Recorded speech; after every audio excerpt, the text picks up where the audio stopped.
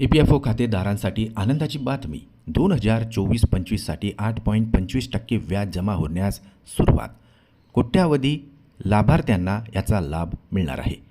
कर्मचारी भविष्य निर्वाह निधी संघटनेत नोंदणीकृत असलेल्या कोट्यावधी खातेदारांच्या खात्यामध्ये आर्थिक वर्ष 2024-25साठी 8.25% दराने व्याज जमा करण्याची प्रक्रिया सुरू झालेली आहे.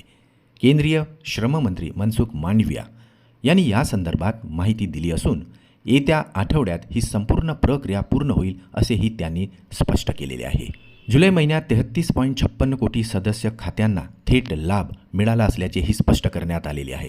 6 जूनपासून व्याज जमा करण्याची प्रक्रिया सुरू झाली असून आत्तापर्यंत 13.86 लाख नियोक्त्यामार्फत 32.39 कोटी सदस्यांच्या खात्यामध्ये व्याज जमा करण्यात आलेले आहे. आता उर्वरित खात्यामध्ये येत्या 8 दिवसात व्याज जमा करण्यात येईल असेही श्रममंत्री मांडविया यांनी सांगितलेले आहे.